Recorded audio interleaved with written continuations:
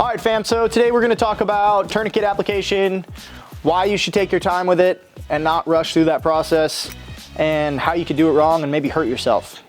So everybody's heard the rumor through time, life over limb. We're not gonna apply that tourniquet. Everybody knows that tourniquets have caused damage in the past.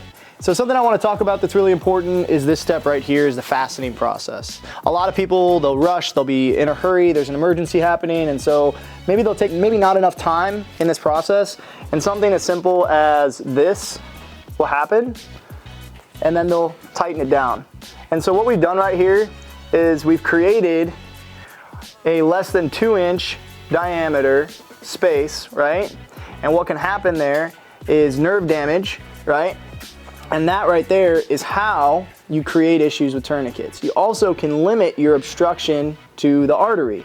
And so if you have bunched up material right here, it may not be as successful in the constricting of the muscles against the bone, which is what shuts off the artery, right? So we always want to make sure that we have a flat surface of at least 2 inches to make sure that our tourniquet isn't going to cause any damage. It's going to save us, right? Then when working your windlass, a lot of people won't wrench this section down. We want this to be as tight as possible. It almost needs to be painful to flex. And the reason for that being is you only have so many turns with this windlass until it's no longer going to be successful. You're not going to be able to have that proper restriction, and you're still going to potentially have blood flow. Well, that's not what we want with a tourniquet. We want the blood to stop flowing. So make sure that when you wrench this down, you're going as tight as possible. So that way, when you start to engage the windlass, that is constricting rather than it's starting the constricting process.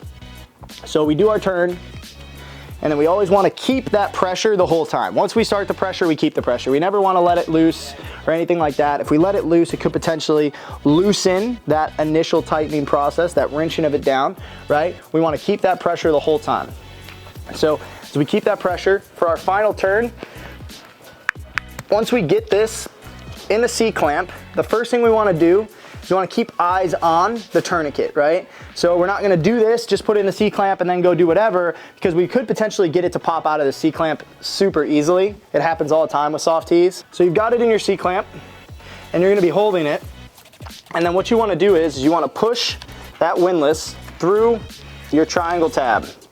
Now this could be challenging based on what position your windlass is in. If it's too far forward, it's not gonna wanna go in your triangle. If it's too far back, the triangle is not gonna have enough space to grab it. You wanna make sure that it still locks before your notch inside the bar. So if you can see that, there's a little notch right here in the bar. We want it on this side, so that way it'll always catch there and it'll bounce it back into play regardless of what it's doing. And so that way, the windlass is secured, I could take it and move it as much as possible, but I still have that arterial restriction that we're looking for, so that way we're not bleeding out. The most important thing to remember when applying a tourniquet is take your time. Just breathe, do it correctly, do it once, right? Inside of a traumatic injury where a tourniquet is required, everybody is going to be focused on stopping the clock. You're fighting a 90-second to 120-second clock. Before, you have so much blood loss that you could potentially enter hypovolemic shock. In that moment, staying calm, doing it the right way, precisely, is what's going to save lives.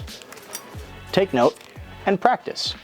Practice putting the tourniquet on, practice securing it, practice ensuring that you have 2 inches of surface area and contact, practice putting your windlass in the triangle if you're working with a SofT, practice securing your C-clamp with your hook and loop time tab if you're working with a Cat Gen 7. All of these things ensure that the tourniquet is going to be successful through the duration of use. If it's successful immediately, that's amazing. But if the windlass comes loose and it's no longer successful, you've now impeded the whole treatment process. So ensure that you're putting on a tourniquet correctly, take a little bit of time, do it once, and do it right. Thanks, guys.